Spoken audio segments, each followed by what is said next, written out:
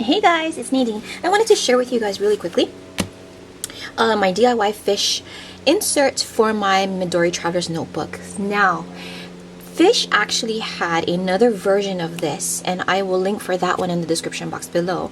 I was not a fan of it. It just did not sit well with the way my brain works, so I couldn't use it. However, she recently came up with another one because I had asked her, I said, you know what, is there any way of doing like, you know, a different little thing? So she came up with it, which is brilliant, and I want to share with you guys how I used it. Now, this is a long overdue video, and only because I wanted to go ahead and use the inserts first before I actually showed it on camera, because I can't, you know, vouch for something that I've never used before. So seeing as the entire month of August has passed and I used it, I think it's safe to say that I actually love it, and I can now share with you guys what I've done with my DIY fish insert. So here's August, and I actually made a cover for it. So if you stay tuned, you will actually see how I cut, scored and folded, and also assembled and then stitched up this book. Now, most books you can just fold it and then put it together. You don't have to, you know, put it together, like staple it together or sew it, but I liked to sew it. I used to do the staple version before, but my stapler, even though it was an industrial strength, it really wasn't that great, so it, you know, wasn't ideal.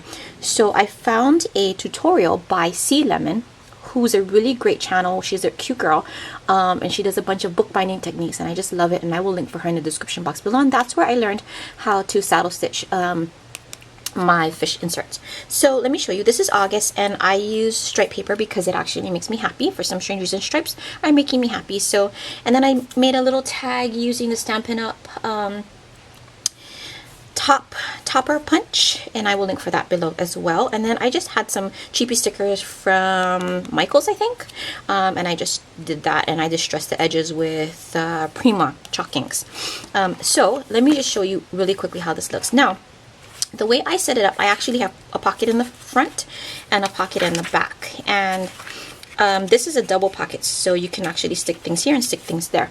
Now, the very first page of DIY fish insert is a foldable one, and it looks like this, and this is the entire month in view with every single day lined up here, and notes section here, and then your tasks here for the entire month. So if you want to brain dump, this is a perfect place to do so. All the things that you want to accomplish in the month of August, and then the dates in which you think you're going to do so. So that's what I've done here. The other side of this is the regular calendar that we are accustomed to looking at, along with a little section here to put some notes, and then a section here to do lists. Now, as I've mentioned before in another video, and I will show that video of how I use my A5 inserts, I will link for that here somewhere. You can use this calendar this way, vertically or horizontally, because this is normally the way in which our brain is accustomed to looking at a calendar, which the days are at the top here, and then the corresponding actual dates here, okay? And as you can tell, I have used market dots, and I think and love my market dots, and my thing is color coded, so I have certain colors for certain people in my house and certain things. Up here there's a small little 2, 4, 6 task list, or a little area to write your top 6 things right there. Now, the next page is actually a planner, and it's actually blank. So the blank one would look like, do I have a blank one here? I might. Nope, I don't have a blank one because I've used it off. Oh, sorry. Anyway, it's actually blank, and you can add whatever you want. And right here, I just had some cheapy Target dollar spot stickers, and this is my menu planner. This is what I use this section for. And basically, it's a Monday through Sunday kind of deal, and I write what I'm having for dinner when I brainstorm or menu plan on Sundays. I write it here, and then I can write my grocery list here, which I didn't do that here, but I have done so in other ones, like I have here. See that? So that's what a completed one would look like. Now, after that, after you flip the page, there is another section here, the start of your week, which is another thing that has like Monday through Sunday here, and this one is graphed out, but what I use this for is my food journal.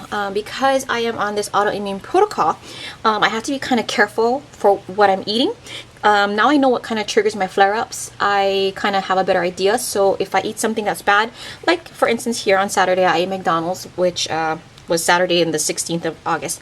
I ate McDonald's and I paid dearly the next day. So it's okay. But this is what I use this section for. Again, the top has your top 6 things and my weekly chart.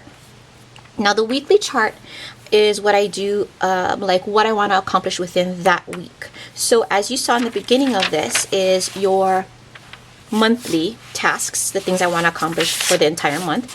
And then here it takes you to the weekly tasks. So these are the things that on a Sunday I say, okay, this week, these are the things I want to accomplish. I write it down here and I can go ahead and highlight the days that I think I might want to do it. And then I check it off when I actually do it.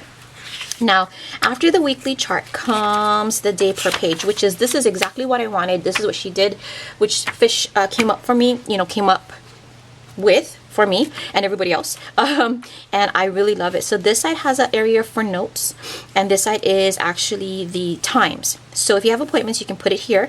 I love the way Brenda, who is Miss Tegstromer on YouTube and Mad Journalist on IG, or is it the opposite? No, I think she's Miss Tegstromer here. Anyway, she writes it up and down, so vertically, so that way if one of my other kids has something, I can continue to use the spaces. Because if you write it this way, once you put something in this area, that's it, there's no more room. So I really do feel like this is brilliant, unless I know there's nothing else happening, and then I can go ahead and write it horizontally. And again, you see that I use different color inks, different color highlighters, and whatnot. Now up here, Fish also has your hydration. So cups, 8 cups, and for some strange reason, I can never get to 8 cups. I'm always like 5 at the most, and I have no idea why that is, which is kind of annoying. So as you look throughout my planner, you will see my insert, you will see that I've only drank like 5 8-ounce cups of water or whatever that day, which is kind of annoying. So these are the day per pages, and here's an example of how I use this side, because my top 6 actually was a little bit more and I needed more space, so I used the side here to write down more stuff. And that's pretty much what it looks like as far as the DIY Fish inserts. I love this version of it. This is really my favorite. I actually do have this. I changed out something in my Midori Traveler's Notebook and I use this insert in there now. Now you're going to notice that when you print this out and cut it, there's going to be a little section here and you're going to think, God, what is that? It's kind of odd. What I use it for is carryover or forward planning. So I usually only have 1 month at a time in my Midori Traveler's Notebook, because I have other things in there. I have a total of 3 different booklets in there, but the one is a month, and then another one is my finances or my budget, my daily budget, and or my daily, keeping track of what I spent, and then the third one is my wish list. Now, because that's the case, I don't have like September or whatever in it. So since this is August, and if there's something in September that came up, I needed to remember, okay, wait a second, let me make a note here, so that way when I put my September together, or I'm writing all my stuff out in September, I can refer back to here, and this is my forward planning stuff for September. So very quickly, this is what DIY Fish Midori Traveler's Notebook new inserts look like, and I will link for that in the description box below.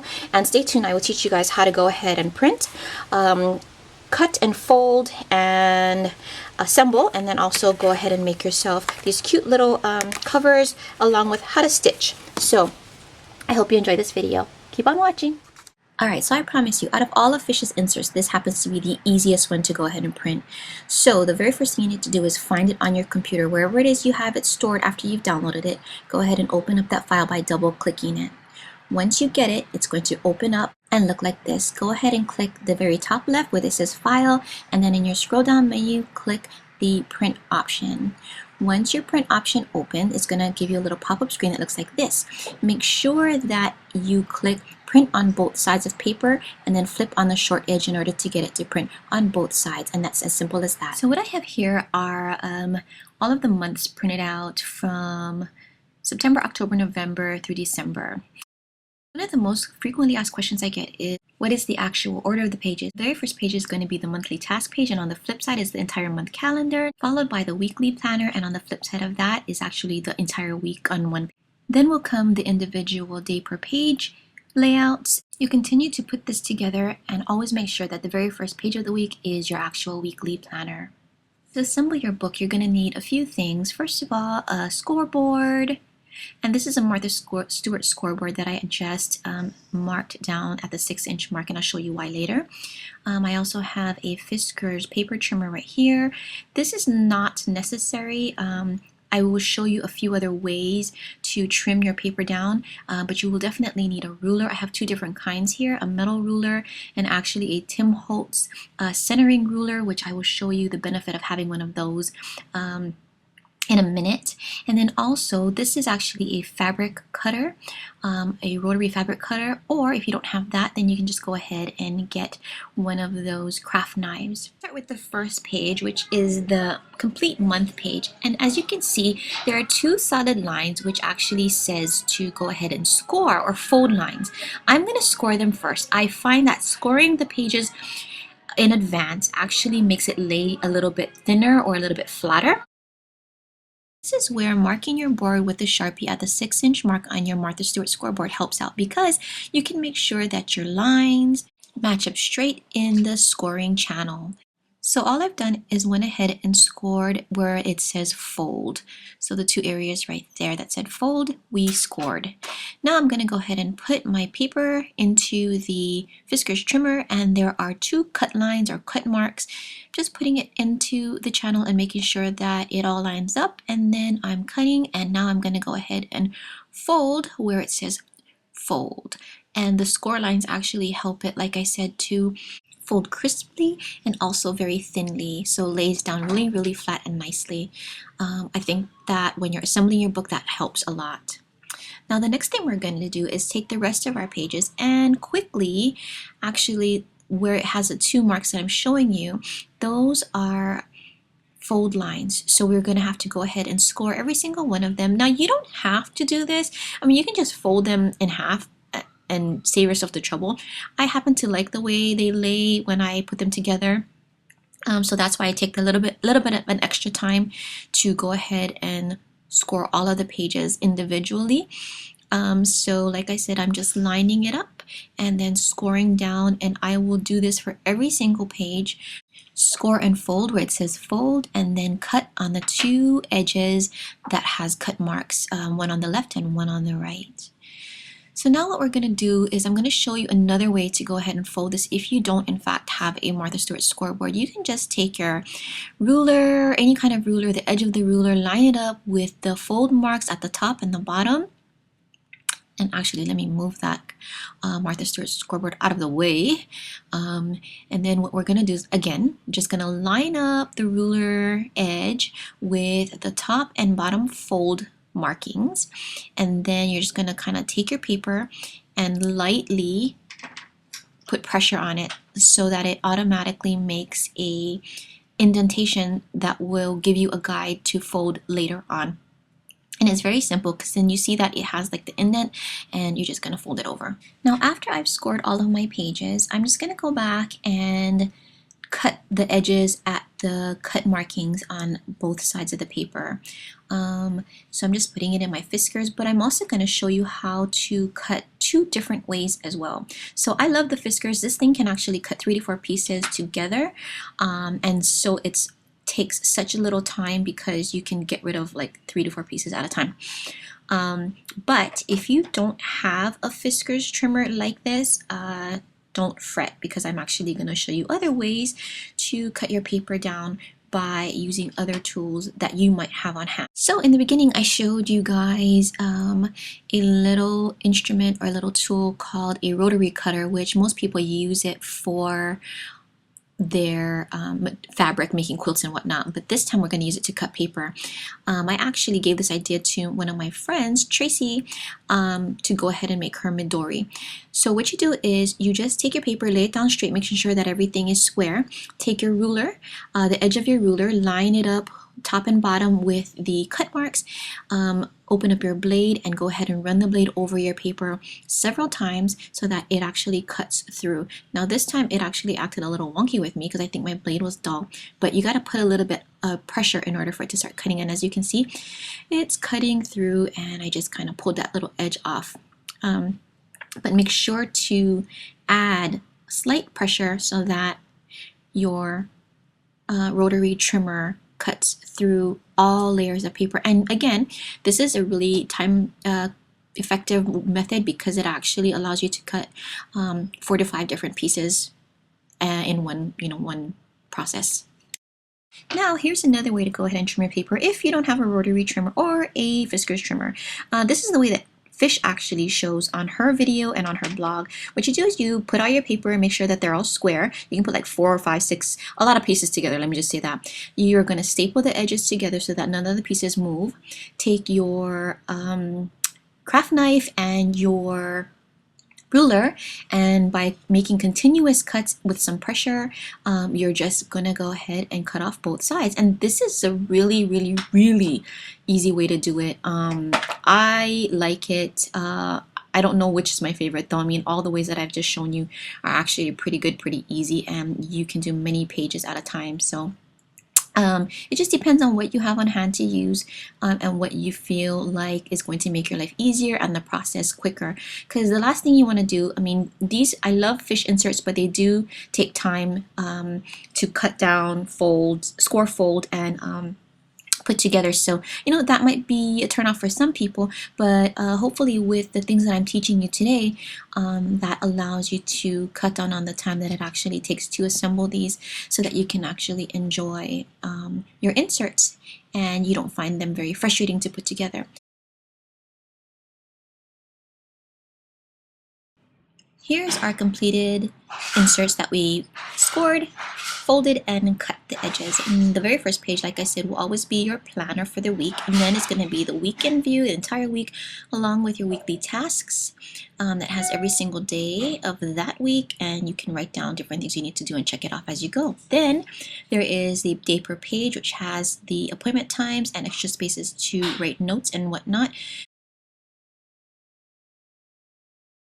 Once you have your inserts put together, what you're going to do is you're going to add the very first page, which is the monthly task page. And what it is a complete overview of the entire month along with all of the dates at the top of the page, which will allow you to keep track of the things that you want to accomplish that month and what days you want to do it. Also a little area that you can add notes. Now the thing about this is I actually cut this down a 1/4 inch smaller than the actual cut line because when I fold it, I don't want it to impede or get in the way of my booklet when I open and close it. So this little back space right here, I actually use it for forward planning, important dates that I need to put into my next insert. Alright, so now we're going to talk about making our covers for our inserts. And the beauty of this is you can use old 12x12s that you might have not used before and want to get rid of. So like right here, I actually have some papers that my twinster gave me over 7 years ago, and I can finally use them up. Like this one right here for December, I'm going to use my Mind's Eye 12x12 sheet with these cute little snowmen on them, and then some embroidery floss along with the Martha Stewart scoreboard and a Fiskars trimmer, also a little scissors, plus a little pokey tool, which this one I got from Stampin' Up! A long time ago, and a needle. You want it to be a good size needle, and then this Tombow multi glue, some paper clips, and a piercing mat. You can use whatever size you have. I have all kinds of sizes, so those are the two that I'm choosing to use. Now, go ahead and take your 12x12 piece of paper, and the very first score you want to make is going to be at the 4 5/8 mark, and then at the 9.5 inch mark. One last score on the 10.5 inch mark, and then we're going to turn it, and we're going to go ahead and do another at the 8 5/8 mark, and then another one at the 10 5/8 mark, and that's just going to be for our pockets. Now I'm going to really quickly scribble in here so that I can show you guys what pieces we're going to be cutting off. So all the little areas that I shaded in with my pencil, those are the parts that's going to go. Now you can choose however you want to, whatever method you want to cut. I'm just going to put mine into my Fiskars trimmer and chop off all the little edges that you saw me shade out. So now with this, I'm going to do a little bit and go up to that line, and then I'm going to, oops, I think I needed to at this point change my blade because it was getting dull and kind of snagging at the edge of my paper. So now, again, I'm just going to go ahead and cut off the pieces that needs to be a goners. And I have one little tiny piece at the top right corner that needs to go, so I'm just kind of using my Fiskars and doing that. Now, we're done with the cutting, and we're going to go ahead and... Ooh, I forgot to do one more cut right in between there. So, and that's just for when we fold it, the pockets, you want them to be separated. So here we go, we're just folding everything over, and you can choose to keep this last flap on, that little flap on or not. I happen to like it there because I like different kinds of pockets. But like I said, you can cut it off if you don't like it. If you just like the regular pockets on the bottom, then keep those and discard the rest. Now, what I'm going to do is take my inserts that I printed already and assembled. I'm going to make sure that they're all square. I'm going to make sure that the middles all line up between the middles of my inserts and the middle of my 12 by 12 paper, which is now going to become my cover. Then I'm going to use these binder clips to go ahead and hold them all in place. Here's the tricky part. You can use however many binder clips you feel necessary that will keep your insert nice and straight within your cover, but also when you fold it up, it folds nicely, and when you lay it flat, it opens up flat. So you're going to see me finagle with this thing until I can get it just the way I want it, because it is a little bit fickle, and I won't lie, it kind of was getting on my nerves. But I finally got it worked out and got it to lay just the way I wanted it to. So now on to the next step. Now what we're going to do next is, for this next part, is we're going to need our Tim Holtz centering ruler, our piercing mat, our piercing tool, our embroidery floss, and our needle. Now the best thing about this Tim Holtz tool is that it allows you to get even amount, or it allows you to get equal sides on both sides of the paper. So it allows you to find the center of the paper very easily. So here I am, I'm marking the center, and then I marked an inch from the center all the way to the end. Now I'm going to take my little pokey tool and I'm going to poke where I've marked out. So I'm just kind of putting everything nicely, and then I just kind of give it a really sturdy push so that it goes through all of the pieces of paper, all of the layers, and also my cover. And it's not a very hard procedure. I mean, you know, I'm not very strong, but I mean, it was pretty easy to me. And I just go ahead and poke every single hole. So I think I have like 4 holes going up and 4 holes coming down from the middle. And now what we're going to do is we're going to take our embroidery floss, and I think I used about like maybe 24, 48 or so, no, I don't know, maybe 36 inches of embroidery floss. Now I have this little tool right here, and it actually is a needle threader, and it is a lifesaver, a sanity saver. I'm not even joking. So all you do is, and I kind of did it weirdly in the beginning, you stick it through the eye of your needle, put your thread through it, and then pull it through, and it helps to, I swear to God, keep your sanity and your eyesight. Alright, so now I have my needle threaded. What I'm going to do is, I have everything sitting in front of me, and I'm just going to run my needle from top to bottom, or from the inside to the outside of my insert, leaving a 1-inch tail on it, so that we're going to use that part, and I'm going to show you guys what we're going to do. And now what I'm doing is just, I'm doing a very simple saddle stitch, which is an up and down motion, and then I'm going to sew back on itself. So as you see, I'm at the top, the very end, the last hole I can possibly go through. I'm just going to come back up and down again to the other holes. Now working myself back towards the middle, working my way back towards the middle, and once I get back towards the middle, I want to hold that tail, because it can easily be pulled through, and you're going to get so angry at yourself when that happens, and it happened to me several times. So that's why that's my tip, don't let that tail go. And then I'm going to go work my way down, again sewing in an up and down pattern through the holes that you made with your little pokey tool. And once I get to the end, to the very last hole on the bottom, I'm just going to start to work my way back again. And this is a very easy, I mean, you don't have to be a seamstress to know how to do this. It's just simply up and down. Believe me, if I can do it, anybody can do it. So now we're working our way back to the middle. And once we get to the middle, what we're going to do is, I'm going to poke my hole back through one more time, holding on to that tail again, which here, there we go. Okay, now all I'm going to do is, I want to make a knot. That's what I want to do. So now all I'm doing is I'm going to run my needle through another hole again really quickly so that I can come back up to the center of the insert or the inside of the insert, and then I'm making a knot, a double knot on itself. So I'm making a knot and then I'm going to do another knot so that it is strong. And make sure when you're sewing you keep your thread taut so that way there's no excess or whatever. And then snip off the edges of your excess thread that you are done with and fold your book over. And what I like to do is I like to fold the insides together, the inserts together, and then the cover the opposite direction. For some reason, that helps everything kind of come together nicely. Now, the last things that you need to do is just add a little bead of glue to the edges of your pockets so that way it can keep down. Like I said, you can take off this one flap if you don't like it.